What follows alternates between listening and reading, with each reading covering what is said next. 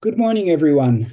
Welcome. Thank you very much for joining us. This is the first Friday SLO meeting of the season of the fall 2023 semester. This will be semester number 8. I just counted this morning. We've been doing this for 3 years now, close to 3 years, right? So thank you very much for joining us. This is just fantastic to have you. We have a huge turnout. This is practically a record. We have over 300 people registered for this. And I'm just very happy to provide this forum. There apparently is the resonance, and there's interest in the topics that we are discussing. So thank you so much for your support. Thank you very much for being here. My name is Jarek. I'm the founder of the coaches group of the Friday SLO Talks and the SLO Symposium. So I'm joined here by my colleagues, and I will just let them introduce themselves in just a second. I just wanted to say hello to everyone. Enrique, you're first on my screen. If you could please just say hello, who you are. Good morning, everyone. My name is Enrique Jauregui. I'm the SLO coordinator for Fresno State College. And then Amanda. Hi, I am the Amanda Tainter, Reedley College. I'm the faculty coordinator of instructional design and outcomes at Reedley College. And Michelle Dunbar, please. Hi, everyone. I'm Michelle Dunbar. I'm the Integrated Assessment and Accreditation Specialist at California State University, Dominguez Hills. Glad to be here. Thanks. Thank you very much for joining us. Bethany is there, but Bethany says she lost her voice. So I think she's already been to a number of meetings. And I was just sharing with Enrique, this is just what we do these days. We just from one activity to the next. So thank you, Bethany. Really, thank you very much for joining us.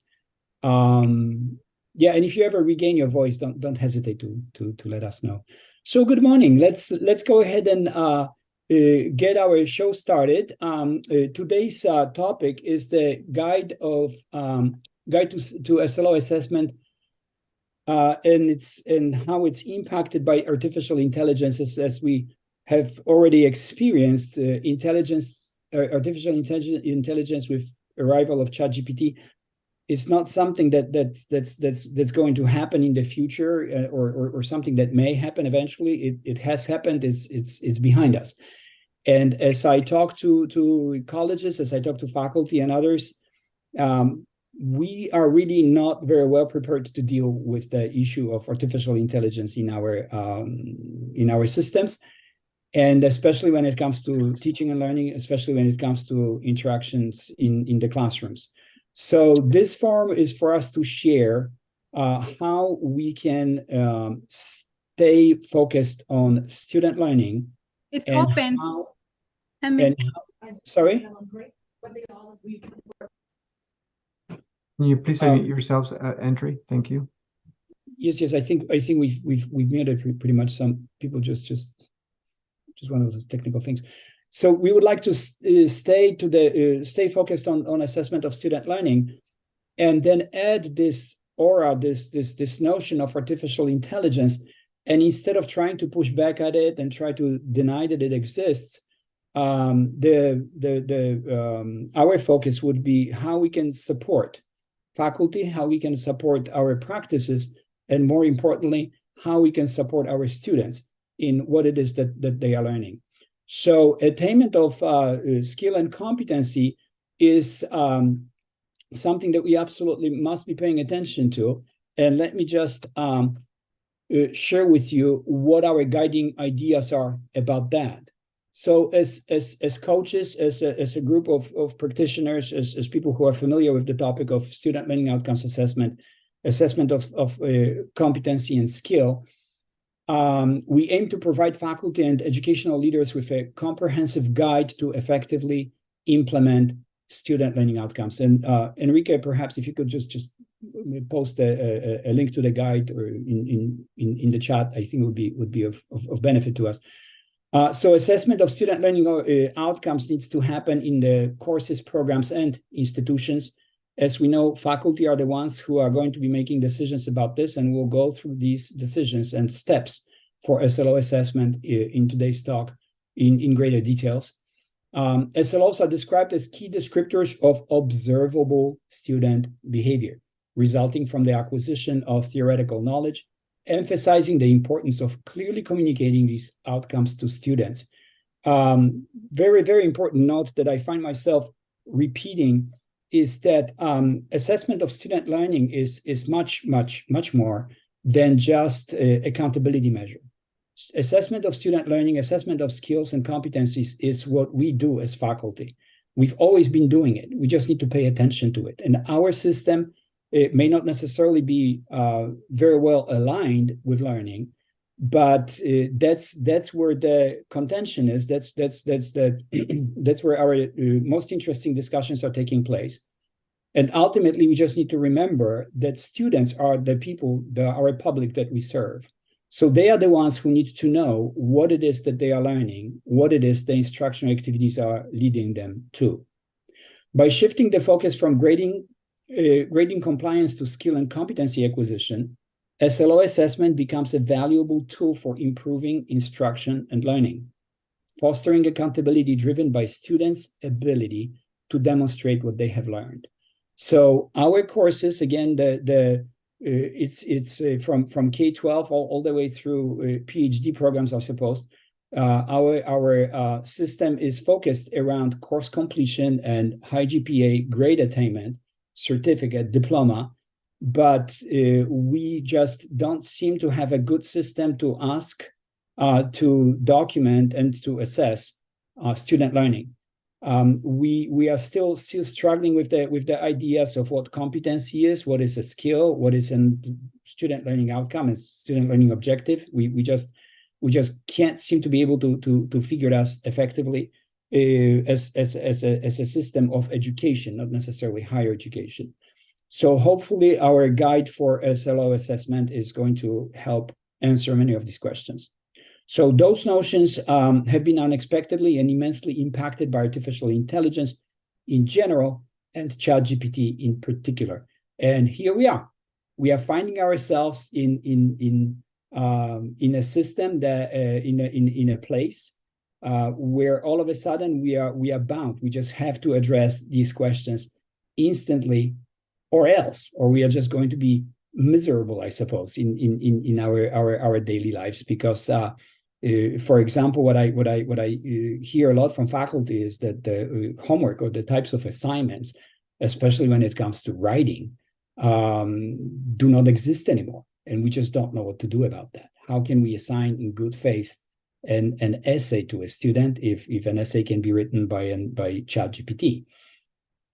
Speaking of which, next week we are going to have a conversation with UCI faculty, University of California, Irvine, specifically about the instruction of writing, considering that artificial intelligence is here with us.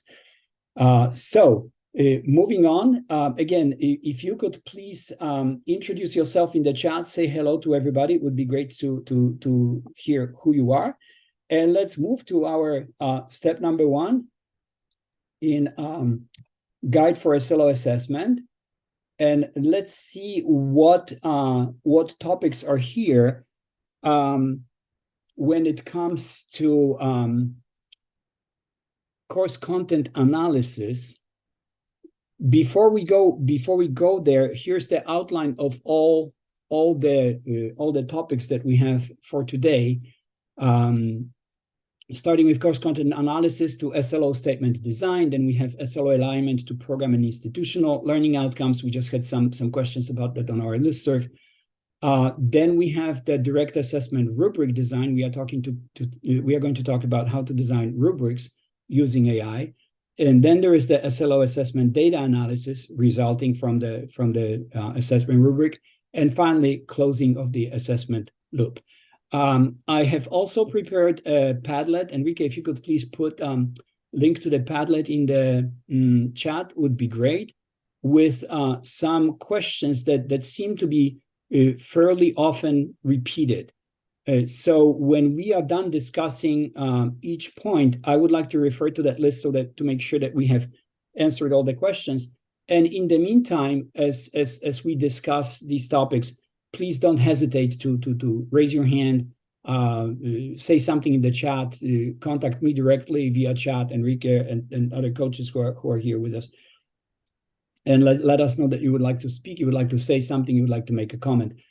This is meant to be a conversation. This is meant to be an exchange of ideas. Yes, Enrique, go ahead.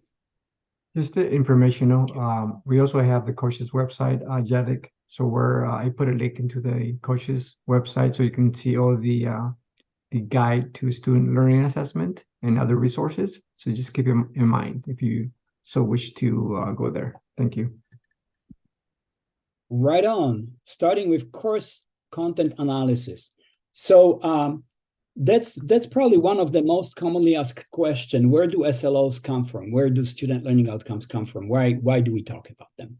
So student learning outcomes come from course outline of record or a similar document that describes the course content, right? So we have some kind of in community colleges in California, course outline of record is the official document that contains, that articulates, that describes what it is that students are going to learn in the course.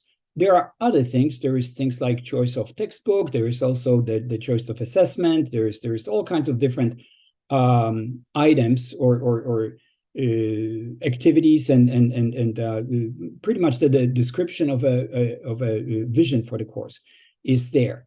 The issue is that student learning outcomes, competencies, and skills, what it is that students are going to learn in the course, historically has not been very well reflected in the document. However, since we are talking about assessment of student learning, it is our responsibility to articulate what it is that students are going to know, what they are going to be able to do as a result of instruction. So course outline of record defines the content, objectives, methods of instruction and evaluation, sample textbooks, instructional materials for the course, and more.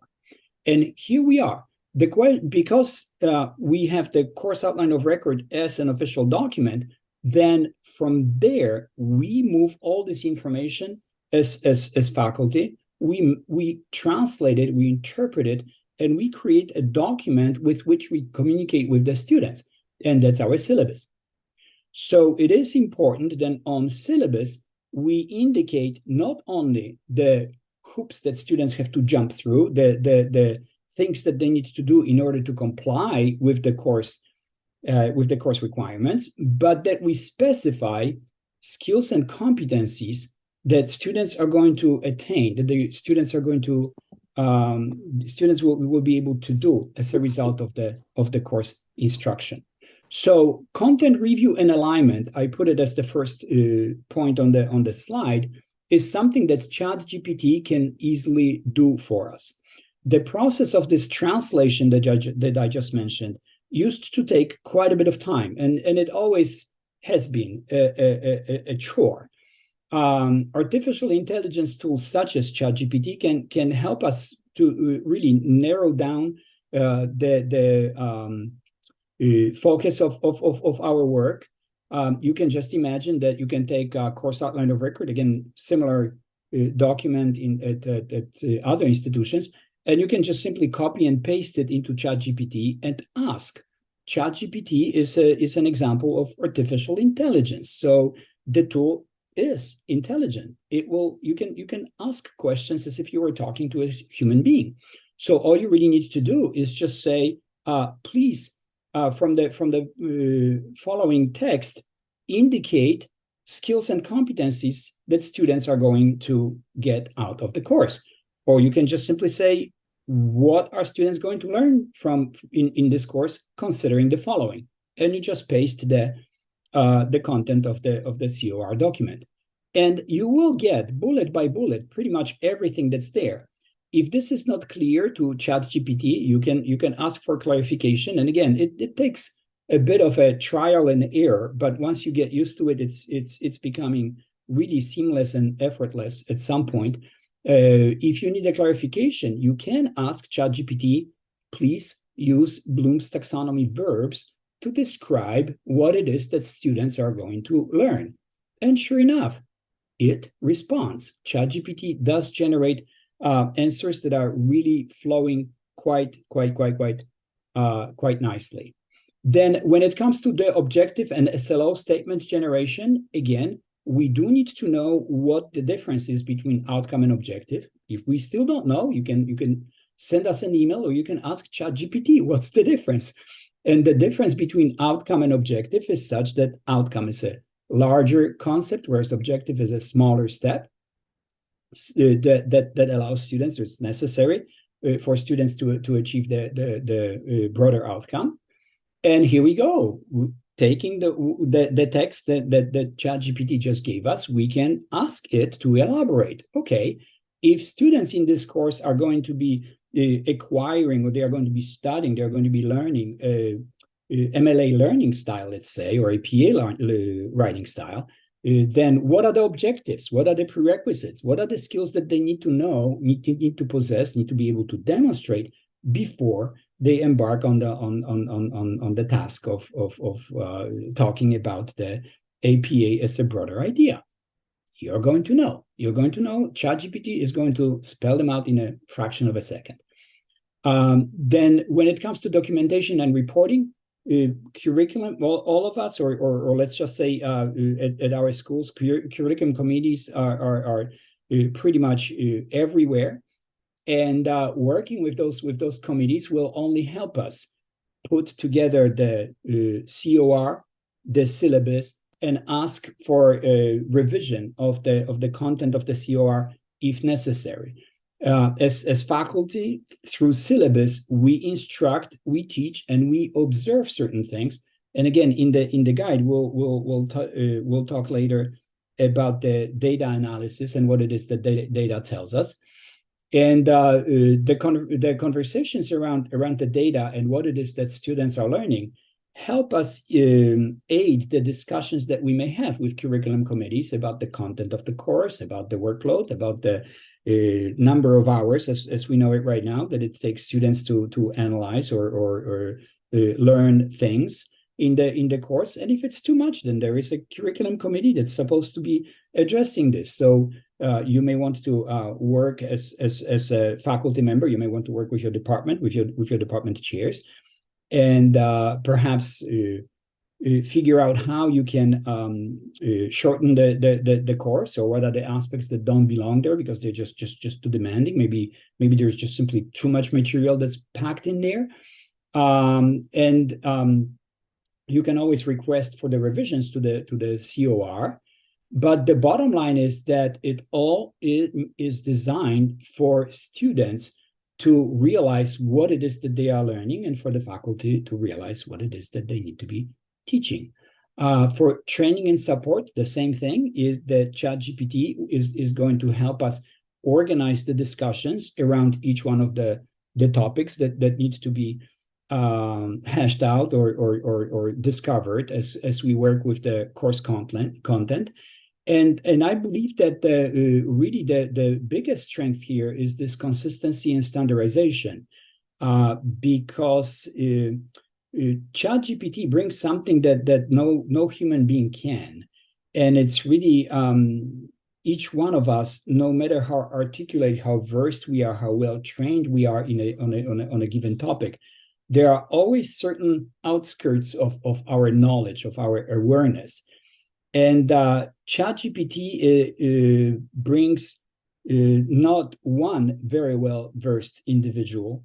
It brings billions, I suppose, of artifacts and pieces of information that can be combined to address a question.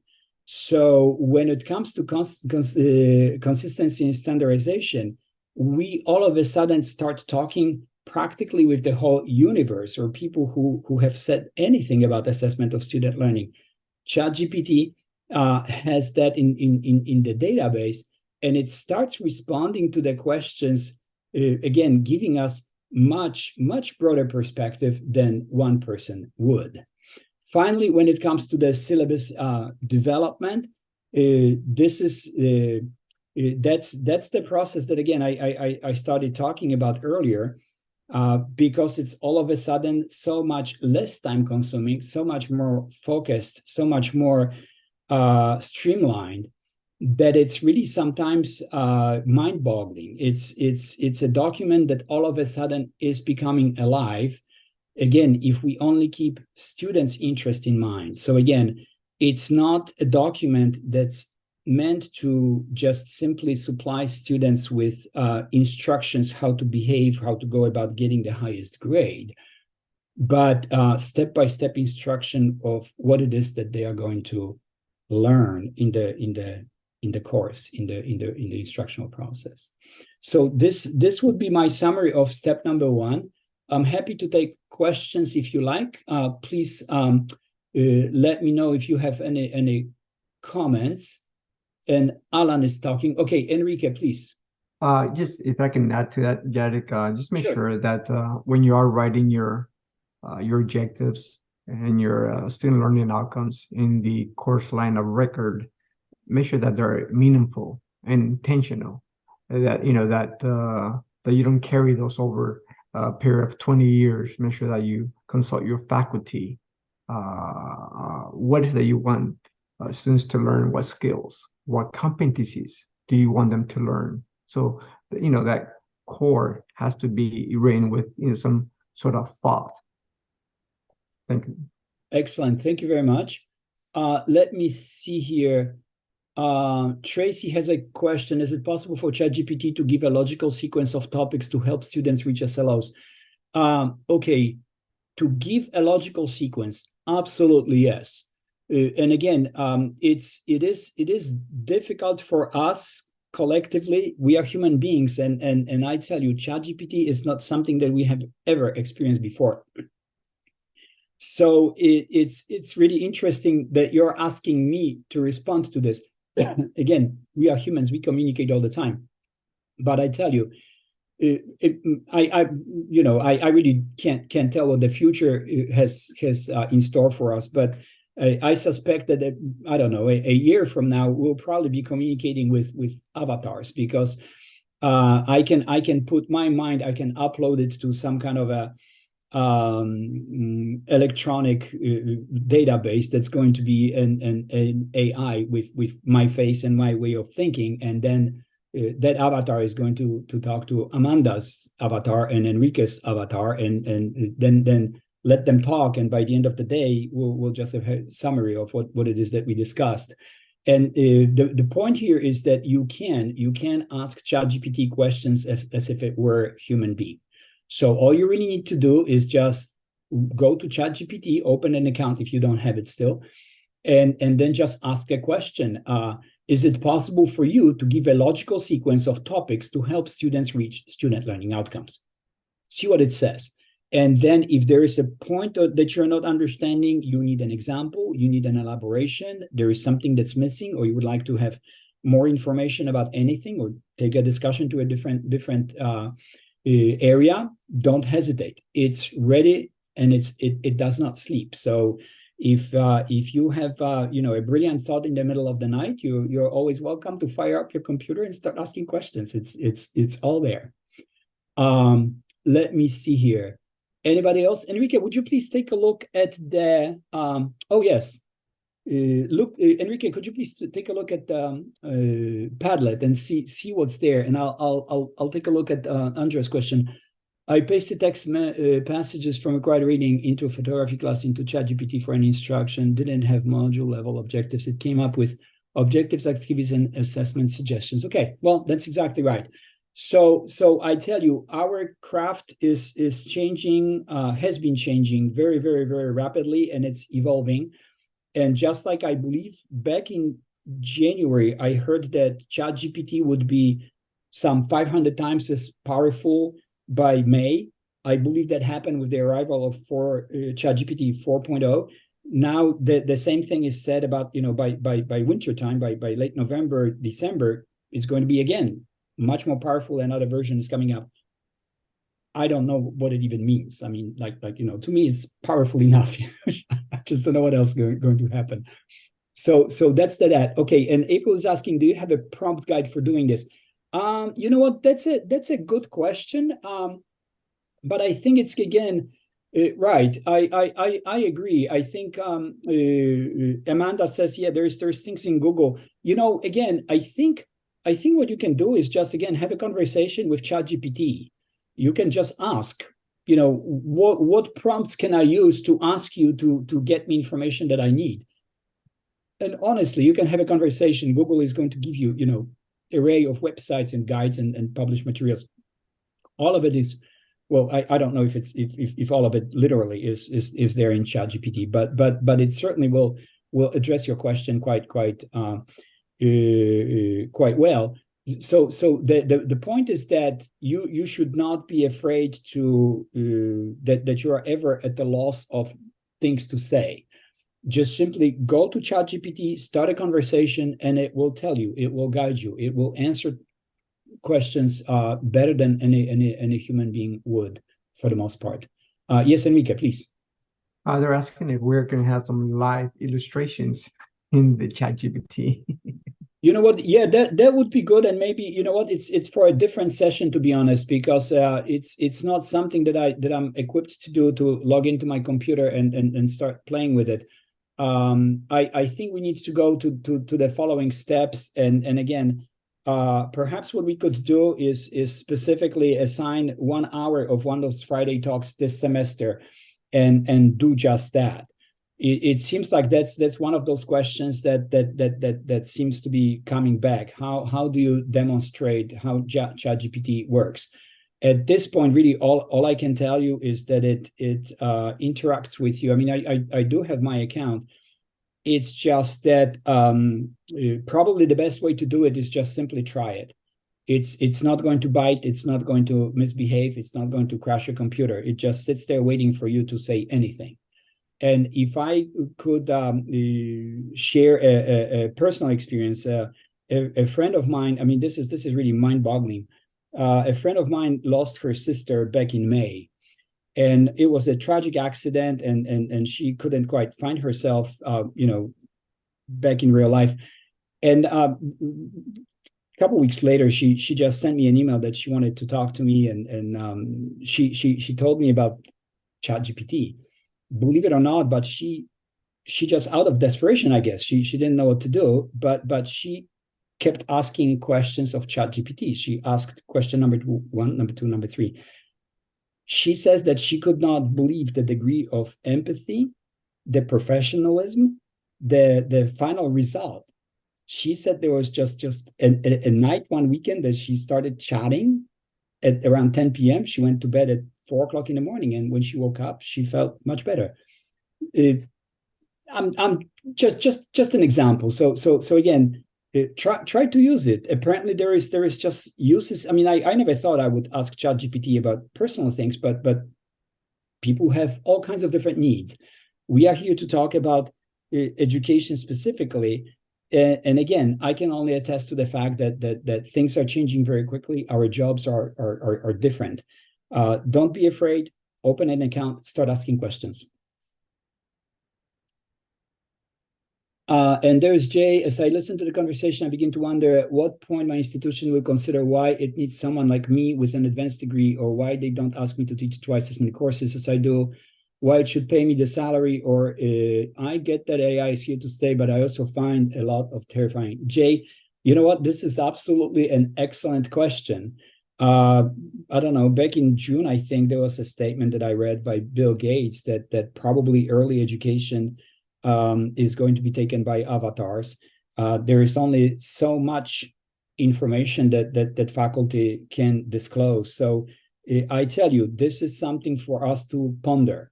This is not a joke, Jay. We need to be talking about this. We need to be thinking about this, because again, this is something that's happening right now. We are still overall as a community oblivious to what it is that's happening. But I tell you, a year from now, I'm afraid education will look different. What are the implications? How the system is going to respond to this? I honestly don't know.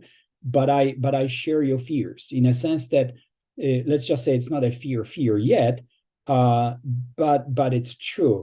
When you think about it, once public realizes that they can learn anything, anytime, anywhere, just by sheer fact that they want to learn it, then who knows what's going to happen to education, right?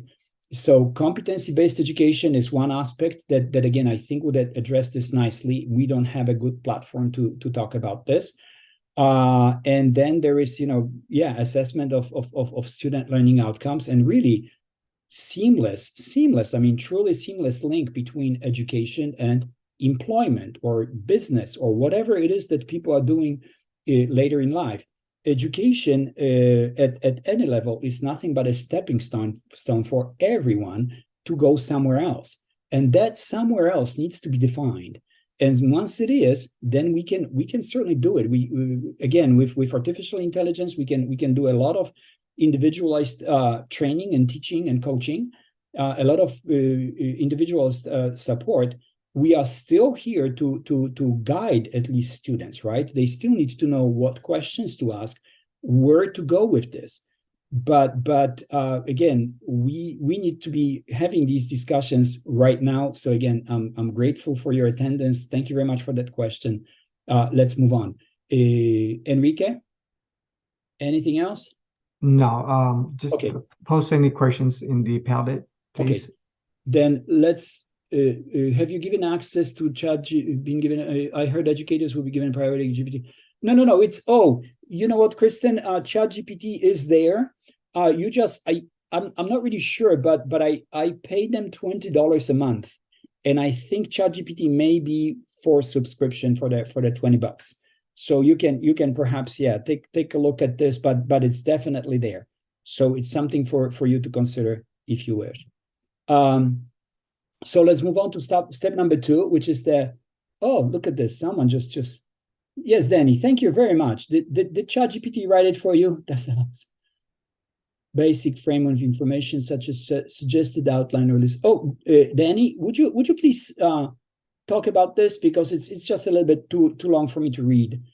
You can just unmute yourself and say what you have to say. Sure. Can everyone hear me? Thank you so much. Yes, you're here. Thank you. Really, I'm grateful for your presence here. Thank you very much for joining us. Thank you, Jarek. I appreciate it. My name is Danny Pitaway. I'm a full-time faculty member at Coastline Community College. I'm the Student Success Coordinator, and I'm also the SLO Coordinator.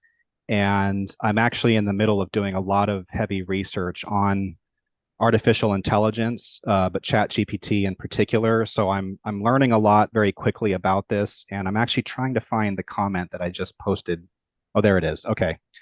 Oh, wait, I lost it again. Where is it? Basically, what I just wanted to offer is that, we were talking earlier about using ChatGPT as kind of an aid to help us develop a course outline of record.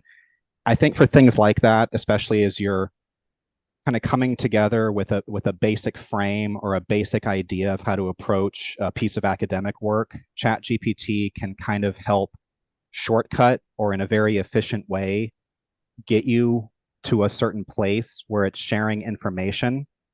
And at first, it's really eye-opening, because it's kind of amazing to see, because it's a language learning model and uses natural language processing, the fact that it has a grammatically correct tone, that it very nicely packages information for you. But one thing I'm learning, I just wanted to let everybody know, is that it really cannot replace what humans do. When you really talk about professionalization and specific knowledge and expertise, ChatGPT does not have that. What it has is it's kind of like a souped up library research tool that just immediately distills for you whatever the dominant narrative is about whatever you're asking. Okay, so it uses an algorithm that I'm just now trying to understand. I believe it's called backpropagation, where if you ask it something, I'll give a clear example. If you ask it something like, what happens if I break a mirror? Now, if you think about society-wise, cultural-wise, what's the most dominant narrative that's been told over the decades, over the ages, about breaking a mirror, right? It's going to be something about superstition, about 7 years of bad, right? When you think about breaking a mirror, culturally, what's the strongest association with that? It's not actually, oh, well, the mirror glass is shattered into pieces and it won't properly reflect your, no, it's not going to give you that answer, simply because that's not the dominant answer from the database that it's been trained on. most of the information it's trained on, it wants to give you the most common association. What ChatGPT is it's a predictive database. It uses algorithms to predict what it thinks you're asking, right? It's not really aware of what you're asking, but it has very advanced algorithms that make it look like you're chatting with a person. But it doesn't quite pass the Turing test. If any of you are familiar with Alan Turing and early conceptualizations of what the difference is between a machine and a human being, and he posited basically that, you know, artificial intelligence is the point where a person cannot tell if they're talking to a machine or a person. That's Right. basically what the Turing test is. ChatGPT comes close, but still, I'm sorry, I don't want to be going off in a million different directions here. I'm trying to, you know, say a coherent point, but ChatGPT is helpful. It gives you a basic frame of how to understand something. But someone asked earlier about having their job replaced as an instructor. No. In fact, what I think this really does is it allows us to really dig deeper into what really makes us human. Right. Okay. ChatGPT can mimic certain types of information that looks like you're talking to a person, but it does not Right. understand where it is. It does not understand that this is 2023. It does not understand the era, you know, that we're living in. So if anything, I'll try to wrap up my answer here. We as instructors and so forth just have to dig deep into critical thinking, critical analysis. What we bring to the table in terms of our specializations will never be replaced by a machine. And one last final thought that I have is be very careful and be very thoughtful about the questions that you ask ChatGPT, because that is the nature of what it's doing. It's interpreting your question very literally, and it will give you a very literal answer to your question based on what the most commonly associated predictive answer might be. So it opens up a whole new world in terms of how we actually interact, in terms of the kinds of questions we ask it, but we should be very mindful about what we actually are expecting it to produce for us. Sure. Thanks, Jarek. Yes, of course. Thank you, Danny. Very, very insightful comments. You're absolutely right. ChatGPT is nothing but an instrument, right? So you're right. There is a couple of things here that you're bringing up. One would be the fact that it is a tool. It's an instrument, and we are still responsible for the outcomes of it, right? We can't just copy and paste or ask a question and say, well, ChatGPT told me, therefore it's true. Critical thinking, you know, absolutely must come into play here. So there's no question about that. And another aspect of what you said that's very important and very, very influential in what it is that we do in the classrooms is the equity issue, right? So you are absolutely right. It's Western thought. It's English based, and that's just the beginning and end of the story, right? So I try to with my son, we tried to generate a picture of a yellow duck in a pond somewhere, and I tell you, well, yeah, it's a long story, but just a sheer prompt, yellow duck, as Danny mentioned, came up as an expectation of what ChatGPT thinks I'm asking. It's a yellow duck, you know, used by kids in the bathtub. Has nothing to do with an animal. What just happened? Not even a duckling? No, nothing. It's really like Toys R Us. Are you just already trying to sell me something? Now, how do you know that that's what I have in my mind? So that's exactly right, Danny. This is of great importance. We seem to have this you know, again, Western bias already.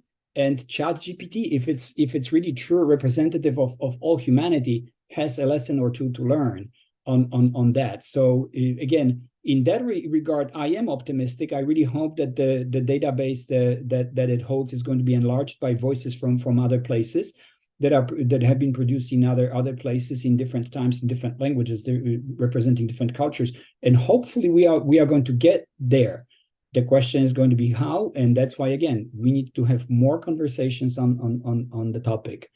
So thank you, Danny, again for the insightful comments. Let me see here. Karen, narrative or content may perpetuate oppression, equity. That's right. That's exactly right. So another, I believe a good example with equity issue is that for us, the what is it, like geographical, historical references come from the perspective of British or Western European culture.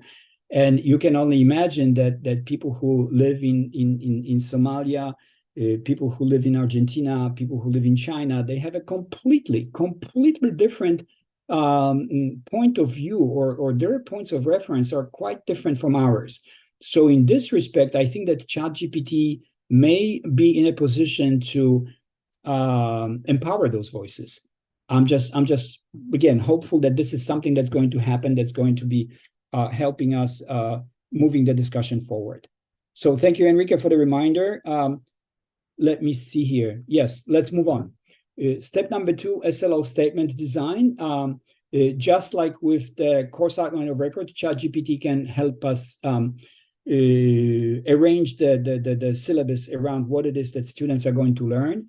When it comes to SLO statement design, well, as I mentioned earlier, we have the course syllabus, and in that document we can again copy the content of the course as we are sharing it with our students, ask ChatGPT to analyze it, and specifically ask for generation of student learning outcomes or student learning objectives.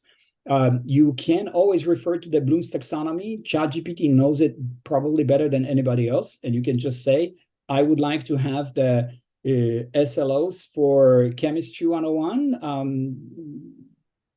Then let's just say that, from analysis, I would like to make sure that each one of those SLOs ends with some type of a creation, the top of the pyramid, where students are going to be generating their own knowledge. What type of assignments would you suggest? What type of assignments that are linked to students' daily lives would you suggest? What are the assignments that link students' experience, classroom experience, to their communities? What would you suggest?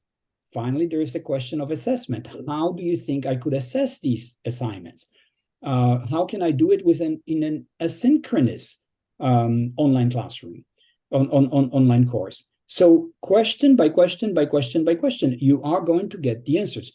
You just have to ask for them. When it comes to feedback and refinement, it's the same thing. You can even, as Danny mentioned earlier, you can ask ChatGPT to predict, to guess how could students respond to these questions. What do you think ESL students will do? What about students who are not quite ready for this course? How can I make it more inviting to them, or how can I keep in mind the fact that they may not be ready for Chemistry 101? They may have gaps in their preparation. How should I rephrase the assignment for them? It's all there. Feedback and refinement, alignment check, and then again consistency and standardization. I think I can't stress that enough, because that has always been a very, very, very contentious topic when it came to the discussion about SLOs. What are we going to do with student learning outcomes when people in San Francisco have completely different ideas of what it means to teach than people in San Diego when it comes to California, right? And the issue here is that ChatGPT is not going to necessarily issue SLO statements for everybody across the board, but again, as faculty who are responsible for using ChatGPT as a tool, we are in a position to actually issue statements that will be a little bit more universal, more equity-minded, and more focused on student learning. So again, instead of keeping our students in their seats quietly so that they listen to the teacher because he or she knows everything, it's more like, okay, guys, here's the problem for you. How do you think you could solve it? And you can always give students a certain amount of time to accomplish the task, put them in small groups, and make sure that create your magical experience in the classroom doing that. But the outcome of it, the focus of it, is really on student learning, rather than I'm going to walk around the classroom and I'm going to tell you who deserves a C or a B. So that's where we are. Okay, Goran, with ChatGPT and Bing, is that something that we need to discuss? Goran, could you please say a word or two about the document you just posted? No, it's just a resource. It's a Oh. 176-page resource, so I can't begin to start. Oh, okay, Just okay, that's FYI, fine. thanks. Yep. We'll just so Yep. we'll keep it as reference for Friday nights. Okay. Sounds good. Thank you so much. Thank you for sharing that. And Enrique, please make your comments about academic senate. Those are important things. Go ahead. I just made a statement that the State Academic Senate is working on the consistency of standardization of the course objectives, especially with the general classes like English 1, math. So if you take a class in English 1 in Los Rios Community College or LA or Central Valley, they're working on that standardization to have a common language. So the skills and competencies will be transferred from institution to institution. That's right. That's right. So Bethany pointed out the reference to this topic. You're absolutely right. This is AB 1111 or 1111. The effort, and this is again at community colleges in California, is to standardize course numbering, right? So that all courses in the system are the same. Again, where this is going to go without paying attention to assessment of student learning or the skills and competencies that students acquire in each course, I really don't know. But I hope that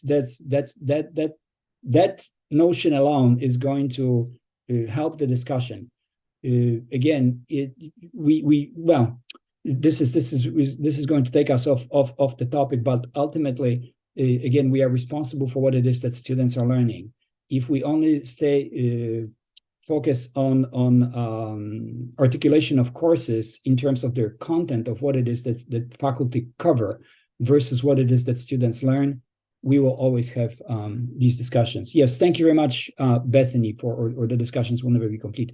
Thank you very much, Bethany, for the reference. Alrighty, so this was step number 2. Let's take a look at number 3. That's again very often, very commonly asked question is about the alignment to program and institution. Well, let's see here. When it comes to this topic, alignment, guidance, documentation, and tracking, cross-disciplinary alignment, these are all tasks that ChatGPT can help us. But ultimately, what I need to point out here is that student learning outcomes at the course level need to be aligned to program learning outcomes and institutional learning outcomes. And I believe that to move the discussion forward, we need to have a common understanding or shared vision for what it is that these outcomes mean. So at the course level, students learn, acquire skills and competencies that are specifically reflective of the course content. When it comes to program learning outcomes are the outcomes that students will acquire in a sequence of courses, right? So let's just say we have a writing certificate, or we have a chemistry certificate, or business certificate. Students need to take 2, 3, 4, 5 courses in a row, and then at the end they have some kind of a recognition. There's a diploma, there is a certificate that says that you can do this and this and this. And the idea here is that the program learning outcomes may not necessarily be present in every single course, yet they can only be assessed at the course level. The same thing is with institutional learning outcomes. Those are the outcomes that are reflected by college mission and vision. And those are the broader ideas such as critical thinking, problem solving, leadership, community engagement. Again, these may not necessarily specifically be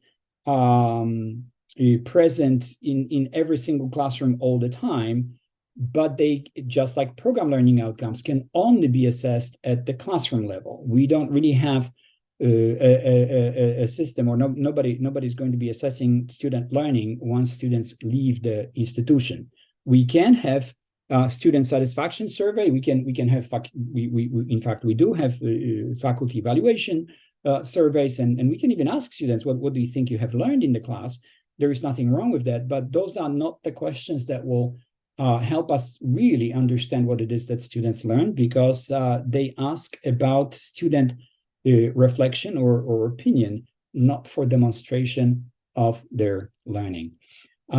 So SLO alignment to program and institution can be visible at the classroom level alone, and can be assessed only at the classroom level. So let's just say I mentioned earlier the APA writing style. Let's say in a course, in an English course, we are going to be making sure that our students know how to cite. Let's just say scientific literature in a APA style written text. So we are going to talk about the citations. In the next course, we are going to focus on paragraph formation, right? There's a certain way in which you write a paragraph or a chapter for a dissertation or a book, or even if it's a scholarly text. Then you can say, okay, these are the elements that need to be absolutely present according to APA writing style. So student who is taking course number 1 learned how to generate citations. In the second, the student has learned how to write a well-articulated paragraph or a piece of text. So those would be 2 different courses, and the course learning outcomes can only be assessed in course number 1 when it comes to citation, course number 2 when it comes to writing of the paragraph, creation of the text. Now, in the process, however, you may already observe that the citation and the writing, and then perhaps other elements of APA writing style are going to be present in a sequence of 5 courses.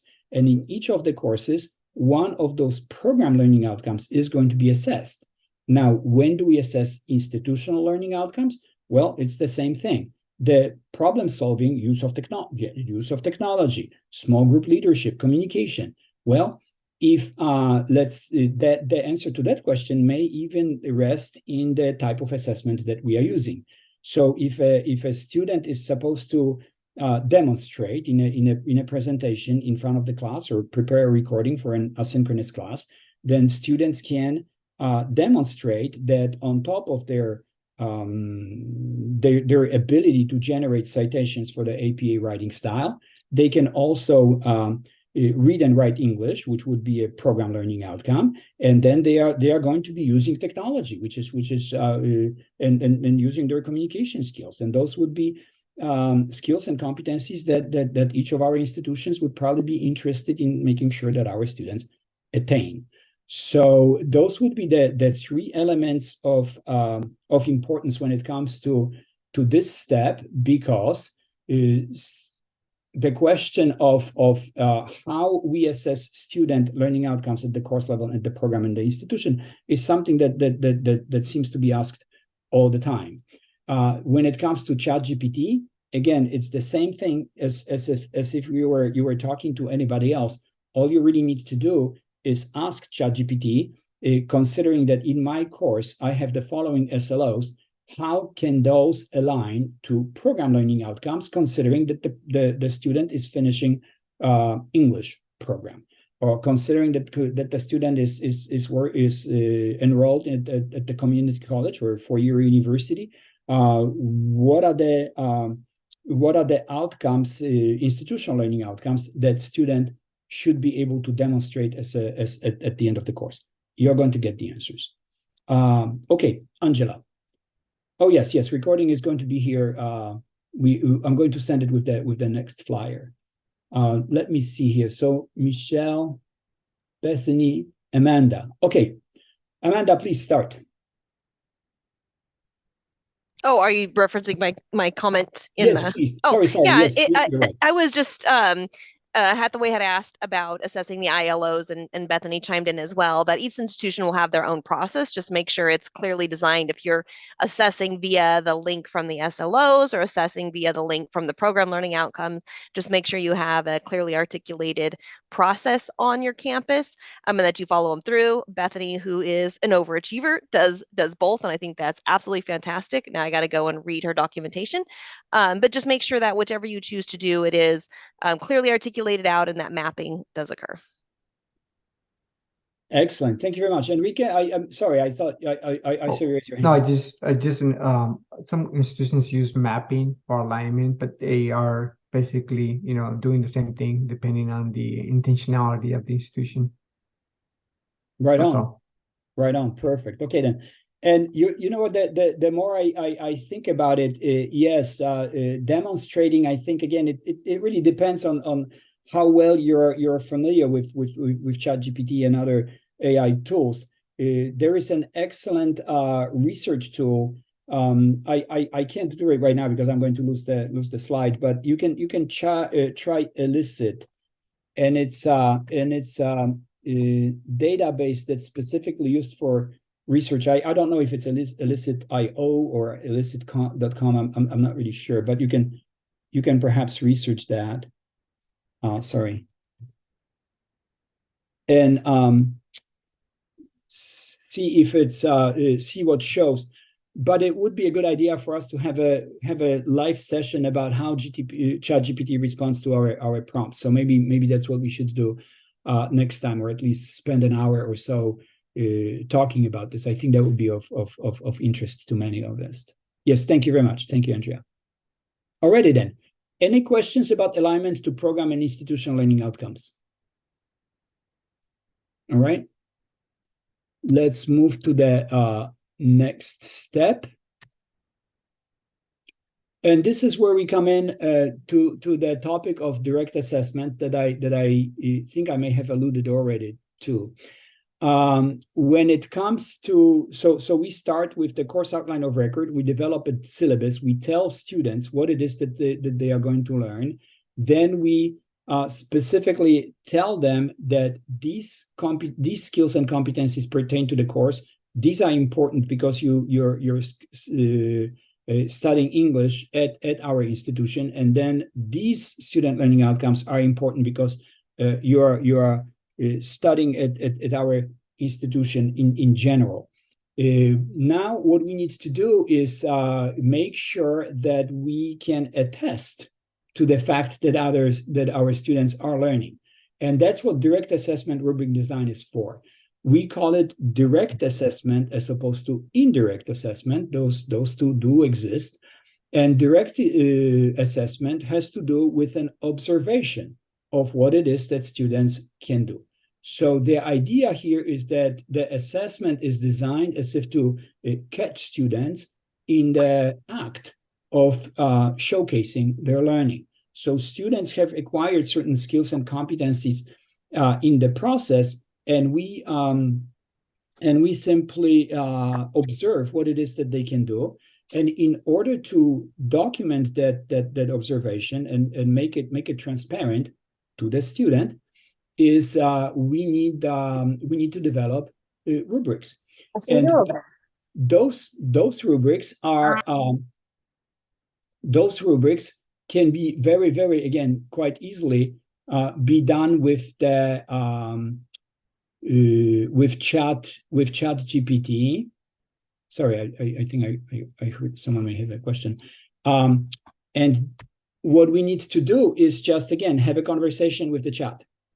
I need a rubric to assess X, Y, and Z, and it will tell you. You can create the headings, you can create the prompts, you can create the Likert type scale of answers. Pretty much anything that you need can be there. If there is anything that's not clear or cumbersome, you can always ask ChatGPT to rephrase it, rewrite it. You can always ask it to do it for different levels. Let's say for the beginning chemistry course, or for more advanced chemistry course, or for low ESL speaking students, for high levels of ESL students, and so forth. Adjust the tone, You can always ask ChatGPT to create a prompt that's going to be formal, funny, more academic, more work related. So there is just all kinds of different shades of understanding that again ChatGPT is going to react to. Okay, so how do we create rubrics for determining student success using ChatGPT? Okay, Corey, so the question that you're asking is that's a very important one, and I believe the distinction here is going to be: are you trying to use are you trying to teach students with ChatGPT, and you're trying to assess their ability to interact with ChatGPT? Again, we can certainly do that, versus using ChatGPT for creating rubrics. What I am talking about is the development of the rubric itself, because again, in the past, this was the process that would take us hours.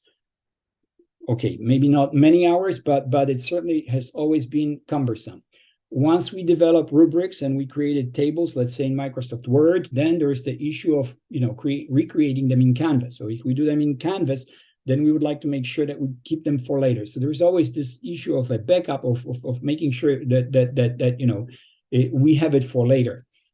With ChatGPT, we can spend, let's just say, if we were to invest the same number of hours, we would create a rubric that's just much more insightful, much better standardized, and it's much more focused on what it is that students are learning. If you're trying to ask to determine student success using ChatGPT, then what you need to do is, again, go to ChatGPT and ask, how can I assess students' ability to interact with artificial intelligence tools? And you're going to get some answers. So I think that would be a healthy approach to start a conversation that way. Again, when it comes to rubric design, the direct assessment rubric design, consistency, examples of scenarios and real life situations, this is all that's really at your disposal only because you ask. Then there's the documentation and the direct evidence emphasis. What I think I need to mention here is, again, I alluded to this earlier, is that the opposite of direct assessment rubric is the indirect rubric. An indirect rubric has to do with data that's collected after the instruction has ended, and it really is in a form of an opinion or asking for reflection on what it is that happened. And it really has nothing to do with student learning. So, for example, if our students are getting A's versus B's versus C's, well, grades are not really reflective of what it is that students learn, and they are just a measure of accountability that we are used to, but they are subjective and prone to all kinds of different grade inflation issues and whatnot. So again, this is not the best way or cannot be grading system or GPA cannot be used as a proxy for assessment of student learning. Then the same thing happens with diploma attainment, right? Or student success, as we know, by transitioning from one course to the next and then moving between institutions. Again, that's students understanding our system. What they learn in the process, that's not really addressing that question. Direct assessment does. Sorry, someone had something to say? Okay. With direct assessment and authentic assessment. Excellent. Thank you very much, Enrique. Sounds good. Any questions about step number 4, direct assessment? Okay, we are okay there. Thank you. All right. My pleasure. Let's somehow Siri got activated, even though she's silent. Okay, sorry. SLO assessment data analysis. Okay. Let's take a look at step number 5. After we have created the syllabus and we have created the SLO statements, we have created rubrics. The assessment or use of rubric gives us an opportunity to pin down the areas of success and areas that need to be improved upon. So when it comes to assessment, as reflected by a rubric, we are given sets of charts and numbers that help us see what are the skills and competencies that students are just not attaining at the levels that we would expect them to attain. It is somewhat similar. This analysis is similar to the grading system, right? We can always say that my students are just not getting enough A's. There's just too many B's. But again, if those systems are reflective of compliance with the course requirements, then that's quite different approach than assessment of student learning. So what we need to do is specify in the rubric the behaviors, the products that students need to be showcasing in order to prove that they have acquired skills and competencies that they are sharing with us. Okay, so we have the rubric, and use of the rubric gives us a number. We have, and I suppose that's something that we really like to see pretty much everywhere, right? If we look at the number 75 and then 92, then we know right away who is a better student, right? That's how we interpret those numbers. And so what we need to do when it comes to assessment or data analysis is to analyze those numbers, and with ChatGPT, magic happens. We can actually analyze the student results from all kinds of different perspectives. First of all, if you were to put it in the context of the course, what is it that student needs to do in order to understand or demonstrate the skills and competencies that I'm teaching better, considering the following the things that are going to happen. So let's just say my course is a prerequisite to something else. What are the areas that we need to focus on? This would be a very, very important question for us to ask. When it comes to student engagement, let's just say I would like to create an activity that's going to be, again, relevant to students because they are all adults, something that's focused on their community life, maybe their personal, professional life. Okay, how do I do that? Data is going to tell you this.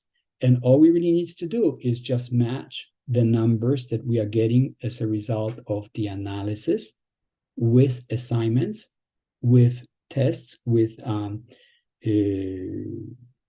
other types of assessment that we are going to be giving to the students. ChatGPT is going to give you answers to each one of these questions. Then data visualization, as you can see on the chart, that's sort of like, the background of a template, but it's very, very, very, very telling. It is important to present the data in a visual form. We know that our research offices create, we have the Tableau, if not Power BI, Microsoft Power BI. There's all kinds of different programs that help us generate data in a visual form. Now, the problem is that again, we spend so much focus on admission and persistence rates and then perhaps completion rates, but we don't really talk about what it is that students learn. Once we have those SLOs, PLOs, and ILOs articulated, assessed, then we can create similar visualizations. And ChatGPT, to be honest, is not a visual representation. It does not respond with pictures, but there are tons of other programs that do. I really don't know where Tableau is, for example, or Microsoft Power BI. I believe that even PowerPoint has some elements, or there's just more and more of AI elements in those programs as well. So I suppose the future looks really good. But if we were to, again, go back to ChatGPT and help us analyze the data so that we know where we are, we can provide very specific, very individualized feedback to students. And ultimately, pretty much everything that we do really needs to be relating to what it is that our students get out of this. So this would be my summary for step number. This is step number 5. And then, any questions? Okay, let's take a look at, just a second here.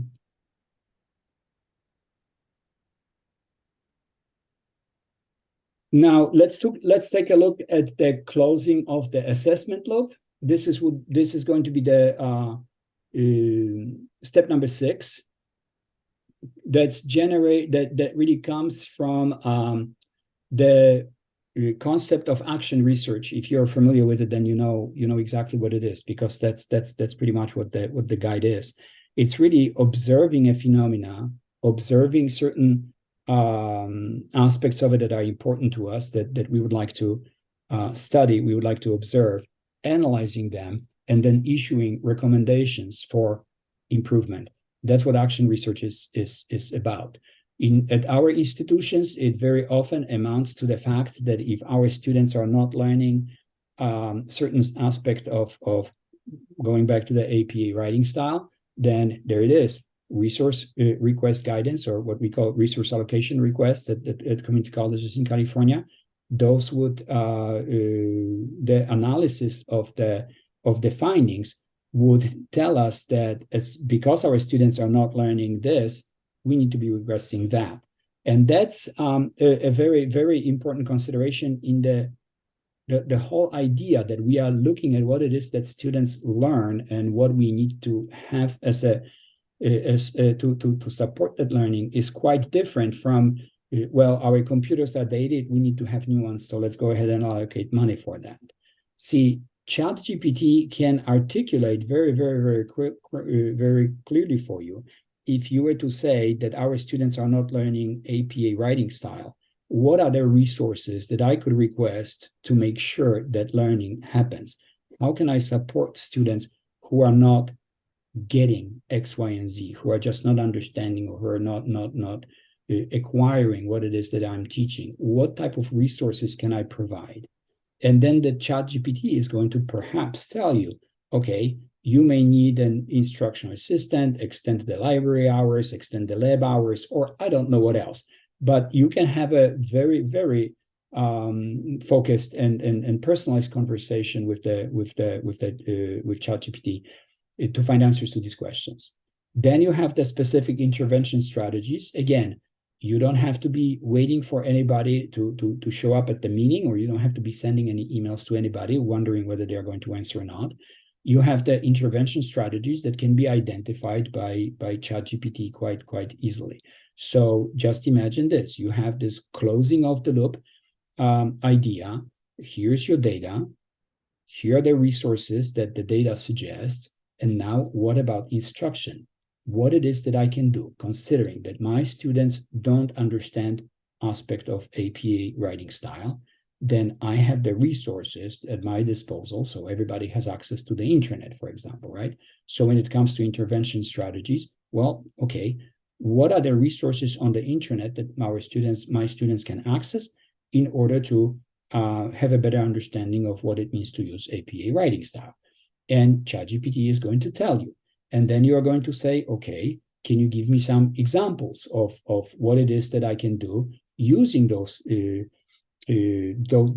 online resources in my asynchronous online class? And then you have a conversation about the whole the system, the instructional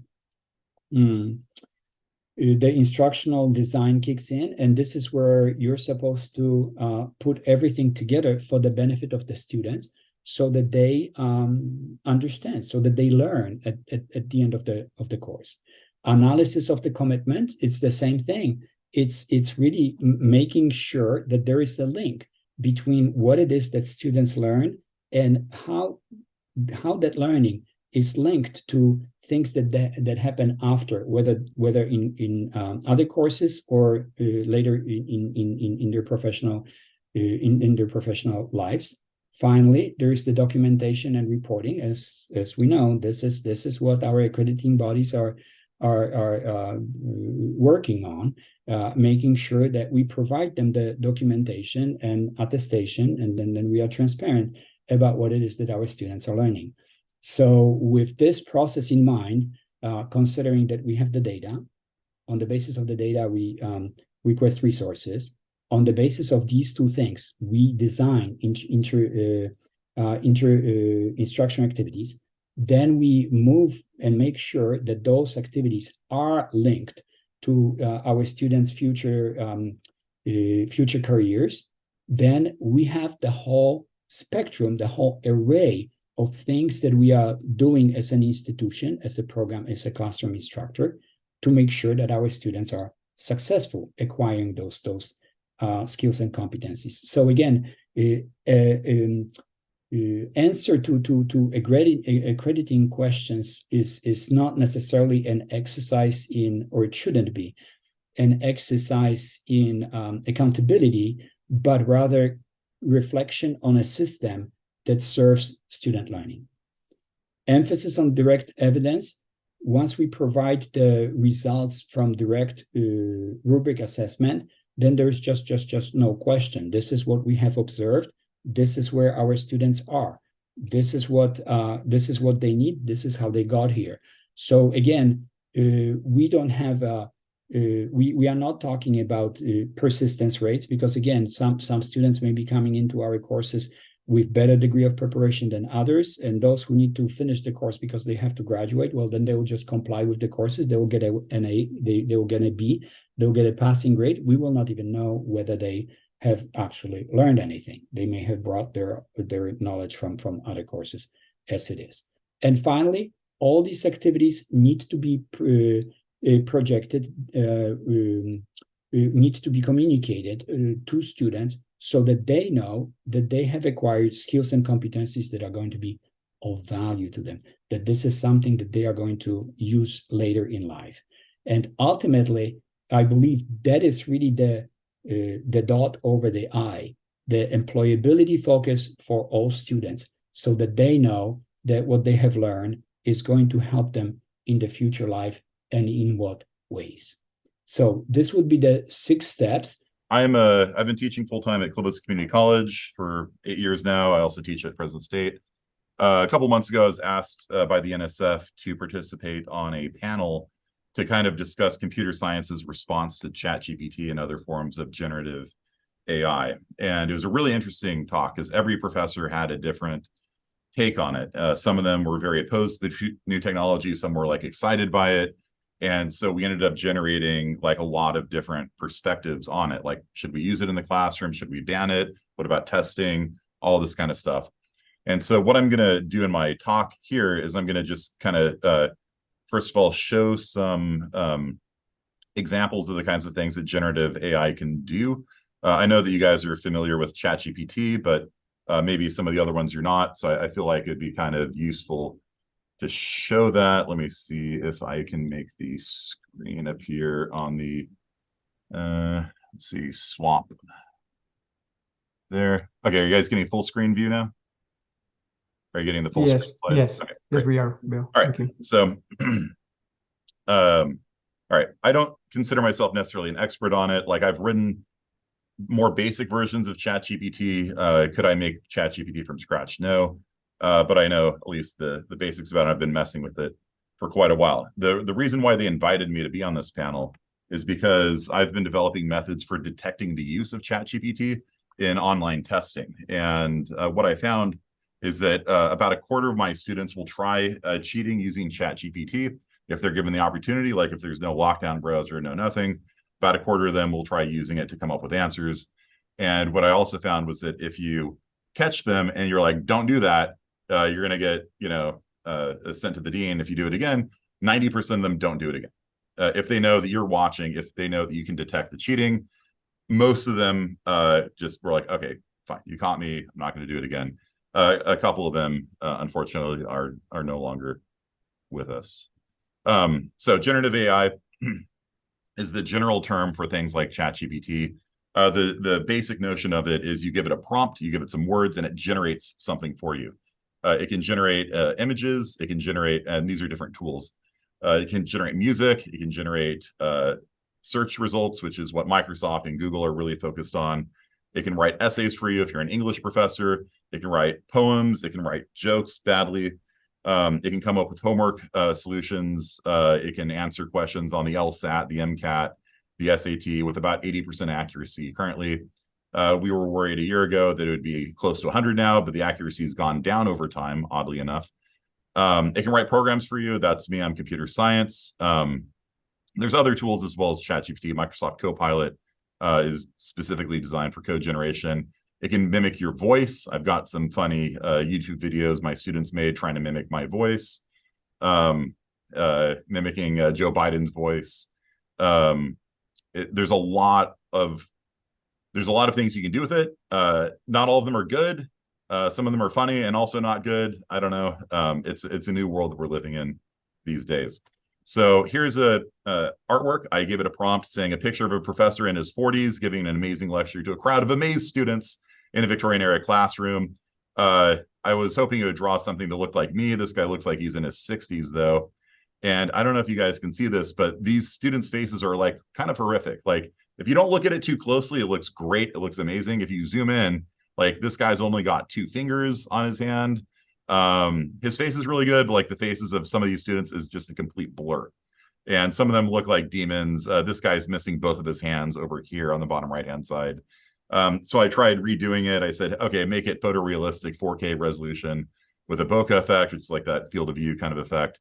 And this is you notice like the professor's in the same place.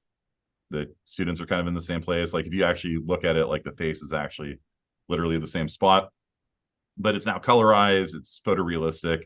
This guy's finger is way too long, but still amazing for what amounted to about 45 seconds worth of work. AI generated artwork is like it's kind of horrific. It takes a lot of effort to actually clean it up and make the faces look good. I ran like a face filtering algorithm on it, and it just nothing I did made it look good.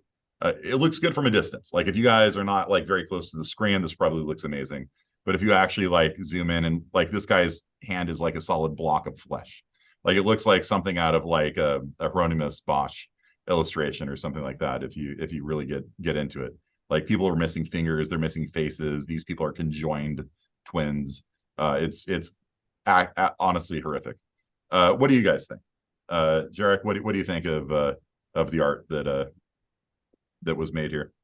Yeah, so well, hey, what is there to think? You can just take a look, and you're right. The details that you're describing, this is just my perception, right? I mean, you know, again, this I'm looking at it at the computer screen. So those little details I could not tell. What you just described makes perfect sense. And I suppose it just speaks to the power of it, right? That you know, look, this is something you can just create in seconds. It's not anything that you can, you know, you have to spend trying to Photoshop this. You know, it's just it's so much more efficient, so much faster.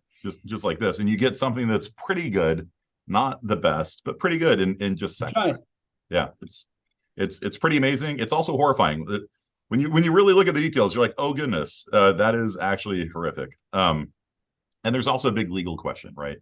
The art models are trained on artists, and that's an open question. The U.S. Copyright Office right now is actually taking comments because there's basically no legal precedent on any of this. The only legal precedent we have is like from a monkey taking a selfie, and the Supreme Court ruled that if it's not made by a human, it is not copyrighted or copyrightable.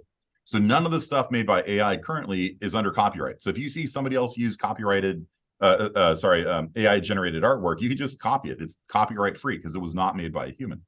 But that's currently something that is up for comment by the U.S. Copyright Office. So if you want to submit your thoughts on the legality of this, there's probably going to be new rules coming down the pike, you know, in the next year or so. So it's currently, the legal thing is way up in the air right now. There's that's very true. Yeah. So here's some music that I made. So I love Bach's Concerto for 2 violins in D minor. So I said, hey, could you add a techno beat to it and add some cello and counterpoint? So I don't know if the audio is going to come through. Tell me if it doesn't. I think when you share the screen, you need to mark share sound. I don't know if you did that. Yeah. That's the only thing, but we can't hear anything. Can't hear it? Well, it's horrible. Okay. It's actually really bad. Right. So musicians, Yeah. You have nothing to worry about from at least stable audio right now. It's really, really bad music. Right. If anyone here is doing history, like a historian or something like that, I was researching U.S. history. Well, actually, technically, it's Russian history because Alaska was owned by the Russians, and the Russians owned Alaska, and they got into a series of conflicts with the Tlingit Indians, Native Americans, Native Alaskans, First People, and so I was really curious about the two battles they fought in Sitka in 1802 and 1802, also known as Archangelisk in the Russian terminology. And I was like, tell me about these battles. And this is something that I've read books on, so I could tell if ChatGPT was correct or not. So let's play a game. Let's have people on chat. Here is the thing. Tell me about the battles of Sitka. The Battle of Sitka in 1804.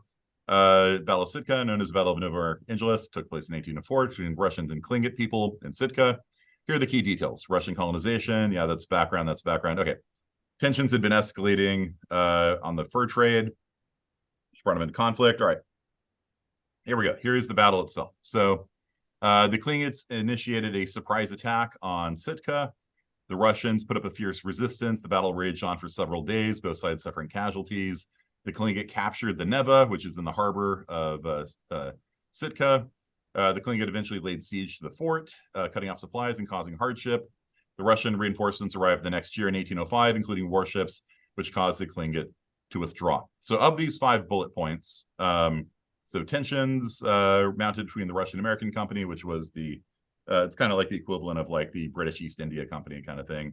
They were getting furs out of Alaska. Tensions had been brewing. And then Tlingit attacked was point 2, Russian defense, naval engagement. Of these 6 bullet points, how many of them do you think are accurate? That's $1 million question. None. Anyone? So the legal implications are nobody knows. That's right. Nobody knows what it's really vague right now. Half of them. So we've got tensions. We've got where did we go? We've got that. We got that. Anyone else want to take any cracks at bullet point 1, 2, 3, 4, 5, 6? Sounds convincing. Anyone else? None of them. There was a battle. I'll tell you that. I've been to Sitka. I visited last year as part of my research, and we talked to some Tlingits and things like that. Anyone else? We got a lot of people in chat. 5 is wrong. They lead siege to the fort is wrong. 6 is wrong. The Russians' reinforcement arrived in 1805. Yeah, it'd be weird for a battle of 1804 to have reinforcements in 1805, wouldn't it? So as it turns out, all of them are wrong.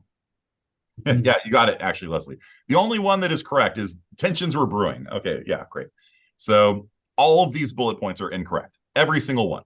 The Tlingit did not lay siege to a Russian fort. The Russians laid siege to a Tlingit fort. The Neva was not captured at all by the Tlingit. The Neva shelled the Tlingit fort. The Russians didn't defend. The Tlingit were on the defense. All of these are wrong. There were no Russian reinforcements in 1805 at all. Period.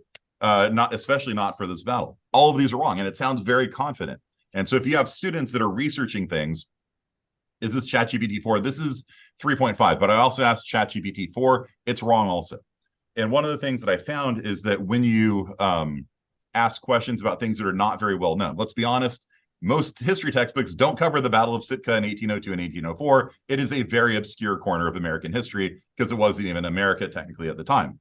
It is bad. I've asked this question numerous times with different versions of ChatGPT and revised history. No, because the Russian propaganda actually on is that the Tlingit killed their own kids and they withdrew out of their fort in the middle of the night. So in order to not make any sounds, they kill all of their own children, slit their throats, and left their bodies there, and then escaped silently in the middle of the night. That's the Russian propaganda. The Tlingit story is completely different, mind you. The dead bodies they found they died of disease and things like that. So I asked what happened to Alexander Baranov, head of the Russian American Corporation. He was injured in the battle. No description of that at all. Instead, it shows him leading the defense of the siege, which did not happen.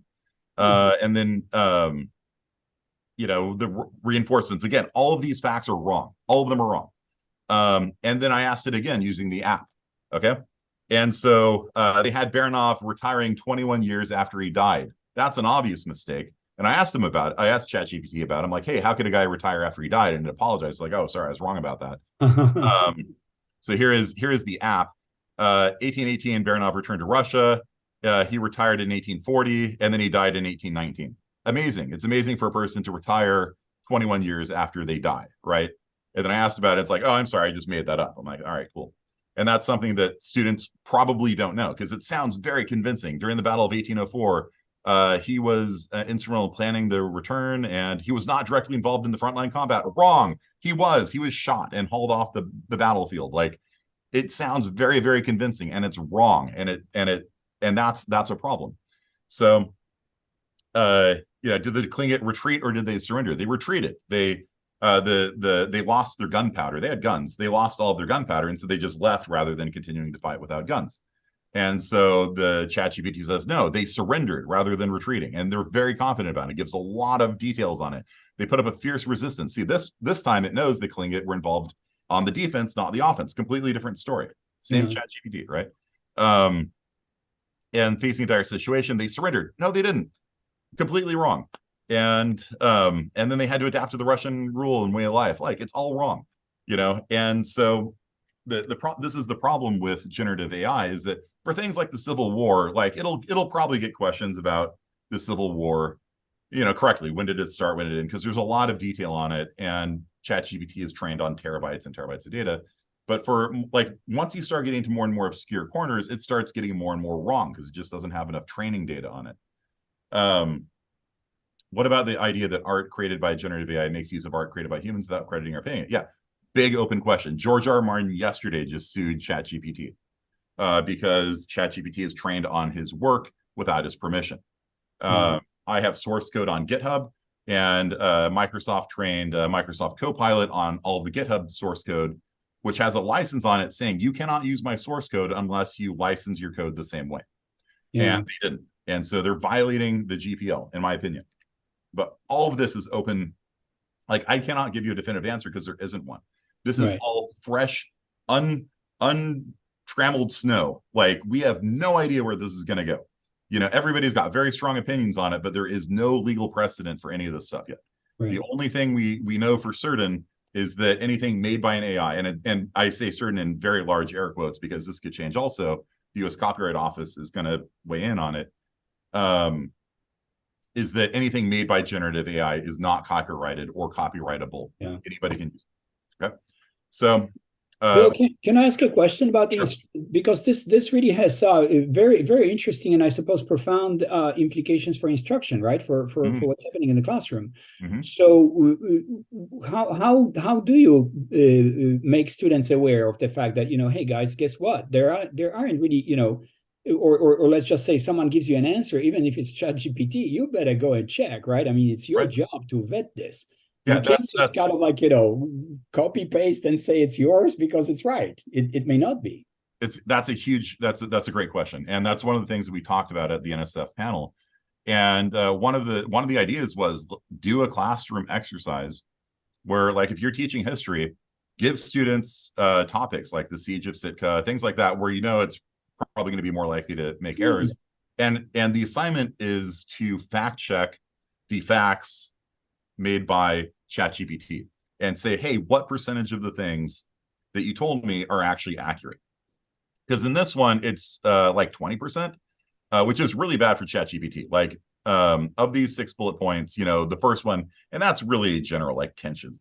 Of course there's tensions. Like, there's always tensions before a war. You know what I mean? Like, it's so general, it's almost not worth anything. But all the actual bullet points are wrong. And so they recommended doing an exercise where, like, if you're a history professor, you're like, hey, I want you to write a ChatGPT essay on this topic, and I want you to go through and circle the things that are accurate and highlight the things that are inaccurate. And then the students will start realizing, like, oh, yeah, it sounds really confident and it's wrong. It will bully students. Like, sometimes, like, you're like, no, that's wrong. It's like, no, I'm right. I'm like, I'm pretty sure 3 is a prime number. It's like, no, it's not.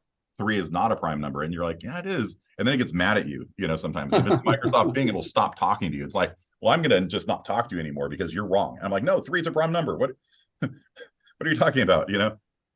And so it'll literally browbeat you into like, no, I am right when I'm wrong.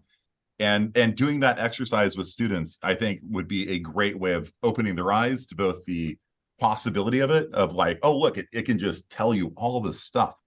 And also the peril, which is that it will very confidently give you wrong information, and all those things get mixed together.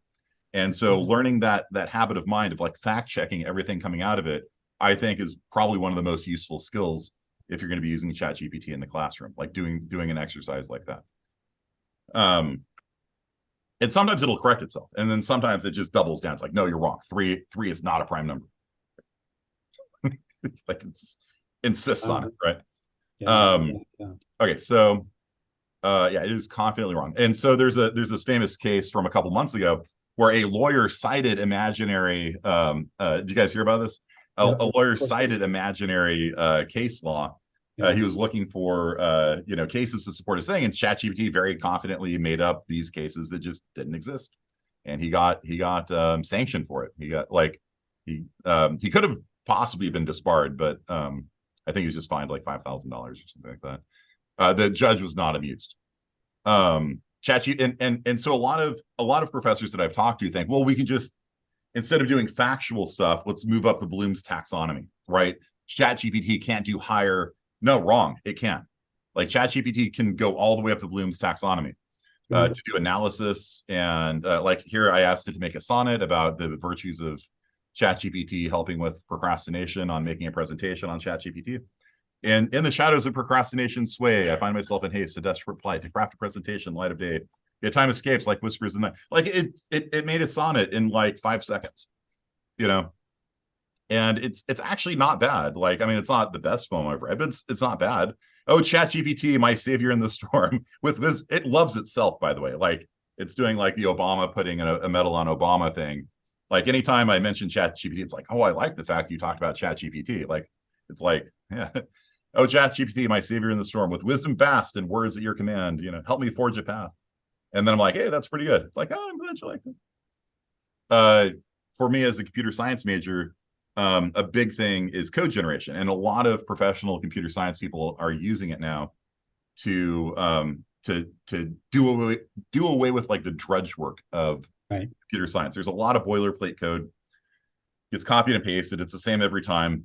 And if something's the same every time, it is great at it. It can just spit out a couple pages. Like, here's a implementation. And I had to cut it off because it's like 3 pages long, and it just goes, And I looked at it. I'm like, that's wrong. That's wrong. That's wrong. But I could copy and paste that whole thing and save myself 20 minutes of drudgery, right? And I could fix the things that are wrong. And by default, it started making something in Python, and I cut it off. I'm like, no, in C++, please. And then it rewrites it in C++. It is like a lot of professional programmers are now just incorporating this into their daily life. And so a lot of the professors were like, we need to teach them how to use it in their daily life.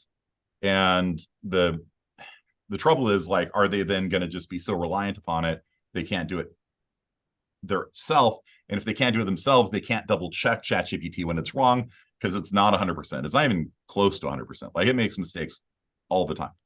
And it's nice though. Like, it generates test code and it explains what it's doing for you and has like, it's great. But like, if students don't have those basic skills, they can't be the check on ChatGPT to tell that it's making those mistakes or not.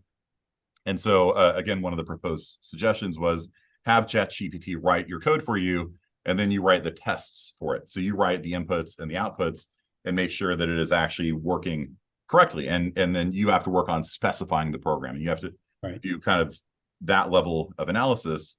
I still think that's probably bad, because if you never have students write code, they will never learn to write code. People learn by doing, right? You have to do it. And so to me, it's like the calculator analogy, right? So here's ChatGPT drawing a calculator. It's pretty good, right? It's like pretty good ASCII artwork of a calculator. It's like the calculator analogy. And this came up a lot in Denver. And, basically in elementary school, we allow students to use calculators after they've mastered the basic skills, right? When they're learning to do addition, subtraction, multiplication, and division, they have to do it by hand. They have to internalize it. And after they've gotten good at internalizing it, then we hand them a calculator and say, have fun, right? Because it's a check. Like if they multiply 4 times 5 and they get 9, like internally they're like, that's wrong.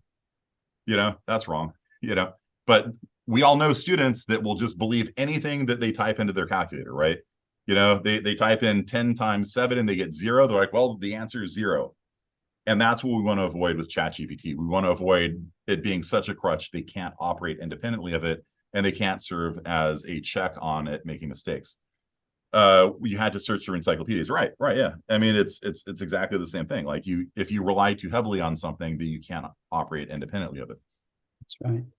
And so here's a picture.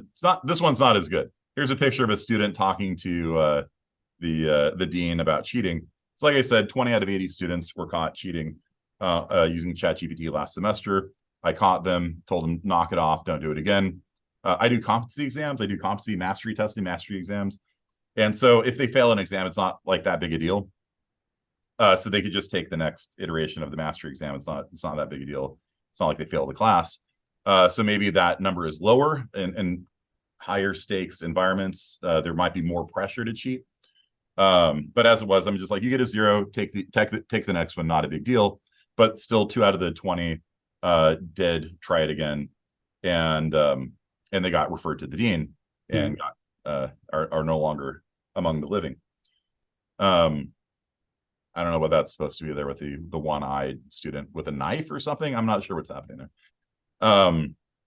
Now, a lot of the professors think we can't do online testing anymore. We have to go back to pen and paper, and I have a certain amount of sympathy for that. Like it's just, you can control everything in a pen and paper environment, but I like online education. Like we have a lot of students here up in the foothills, and it's a 45-minute drive through snow both ways, literally. Yes. For I'll them do just one loop. For them to come here, right? It's very convenient for these people in remote areas, and these people are typically underserved in the educational world. If you live out in the middle of nowhere, like your educational opportunities are not great. And so I really like having online versions of my class so that these people can get the same education that people local to the area could get. But if you have online testing, what's stopping a student from just pushing all the questions into ChatGPT and putting the answers on the test? And the answer is you need to use treachery and deceit. This is my take. This is not the consensus of the panel. This is my own personal take on it. We need to use treachery and deceit as professors. We actually hold the advantage here. And a lot of professors are just like giving up. They're like, it's perfect. It'll get no. ChatGPT, as we've seen, is not perfect. It makes errors all the time. And so all you have to do in advance is just figure out which questions it's bad at. And, one of the professors is like, well, I don't have time to do that. I'm like, you don't have to do it for all 30 questions. If you just have like a handful of questions that it gets wrong and consistently gets wrong the same way, just lead off the test with it. And then you can see if the students are giving the ChatGPT answer on those 4, you circle it, you're like, come talk to me after class, right? You don't have to make your whole exam ChatGPT proof. You just have to be able to pick up the signature of the use of ChatGPT. I write my code questions a certain way. When ChatGPT codes a response to it, it leaves a signature in the code that no student would write by hand, but is very obvious that ChatGPT wrote it. Then I circle that. I'm like, come talk to me. Don't do that again. And so you can just make a test that it will all get wrong. And that takes time. You have to like sit there and go through question after question. If you already have a question bank, like if you have 300 questions, you can just have a TA run through all 300, figure out the 50 that it gets wrong, and then make a test out of that, and then watch what students completely potato on the test, right? Oh, look, this student got a 0, and he got the ChatGPT answer wrong, for all of them. Come talk to me after class, right? We have the advantage because we can spend time prepping for the test. When they take the test, they're under a clock, right? They don't have time to like really double check everything that ChatGPT says. If ChatGPT says that Iron Maiden is the first band to visit Antarctica, which is wrong, by the way, that was one of the questions that I had on my final last semester. It's a simple Google search, it's open internet, but ChatGPT gets it wrong. And so if they put down Iron Maiden, then I know they're using ChatGPT. The answer is Metallica, but they gave a concert in Antarctica. And here is ChatGPT's ASCII representation of treachery and deceit. Apparently the word high is treachery and deceit. And so one of the things that I do is I'll do something like, because ChatGPT doesn't know where you are. It doesn't know your name. It doesn't know your college. It doesn't know any of those details. And so what you can do is you can put onto a quiz. You can say, like, for example, if you're at UCSD, your mascot is the King Trident, right? And so on this homework assignment, have it output the name of your school's mascot. ChatGPT will assume that you're at UCSD because you mentioned it. And it will fill in, you know, you're at UC San Diego, your mascot's the Trident. But a human writing this would be like, oh, I'm at Clovis Community College. And so there's ways you can trick ChatGPT into revealing the fact that students are using it and not writing it by hand. And here you can see a human and an AI, with the human tricking the AI. I'm not sure, again, what's happening on the right-hand side here.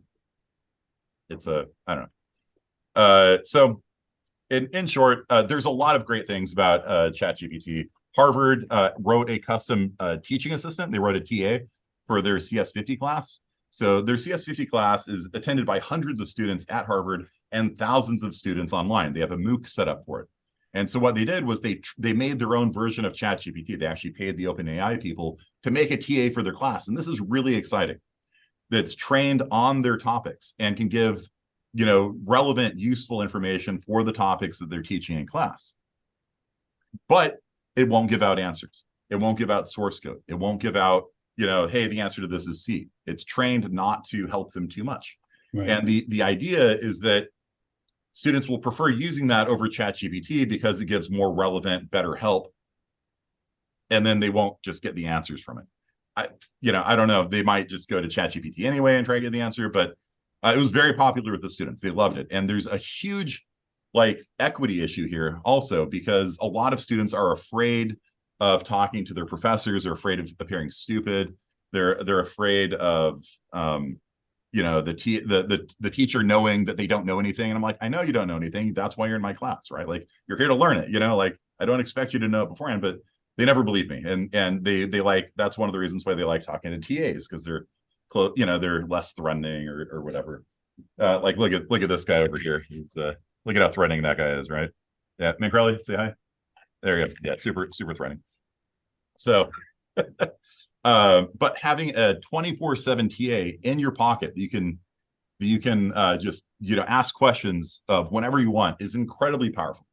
It's an amazing option, and especially if you train it specifically on your class, which according to the School of the Mines in Colorado, which is doing this also, it takes them about an hour.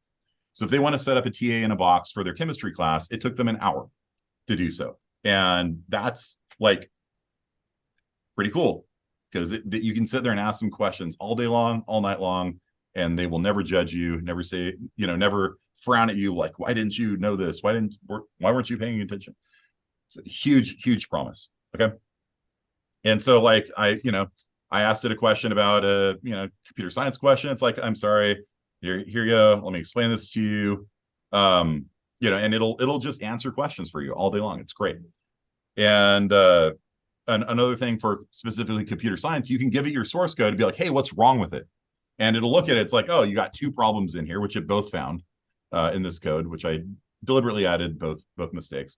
Now, this thing here, it says the condition part is empty. That's actually wrong. But the correction it gave was right. So the explanation of the mistake is wrong here. But you can just give it your code and be like, hey, this thing's not working. Can you tell me what's wrong with it? And it'll tell you, you forgot a semicolon. You didn't, you know, indent it right if you're doing Python. And so ChatGPT is incredibly useful at like fixing things. Like, you can give it your essay. You'd be like, hey, could you proofread this for me? You can use ChatGPT as like you can actually turn it into a Jeopardy show. There's a script you can put into it that says, hey, teach me about these 20 topics. And William, I hate to cut you off. We are right at 12 noon. Right. I know your time went, John. You have so much great stuff to talk about. Is there any way people can have access to this, or did you have any closing comments that you wanted to add on? It was fantastic information. Yeah, the last thing is another exercise you can do is just have students run other students' essays through AI generative detectors, and as part of peer review. Great. And then again, if they know that they're being watched, they're less likely to do it. So that's it. Thank you all for giving me this time. I really appreciate it. Thank you. Thank you very much. Did Yeah. you want to leave your contact information, or I I'm will. sure I you'll can have lots upload- of questions. I can upload the presentation to you, and let me just punch my email in here. If you guys have any questions, please reach out to me. I love talking to people. Perfect. And we will put the presentation on our coach's website, and we appreciate everybody's time. And your time, especially William. You are one of our sister schools. I don't know if you realize that Enrique is at Fresno City and I am at Reedley College. So Central Valley and State Center is well represented here today. So thank you Nice. everybody for the first coaches or California Association of Assessment Higher Education meeting or talk for the fall 2023 semester. Thank Thank you, you. everyone. Thank you. Thank So you. the talk's Amanda. going up on chat right now. Sounds good. Perfect. Thank Thanks you. all. Thanks, Thank everyone. you. so much.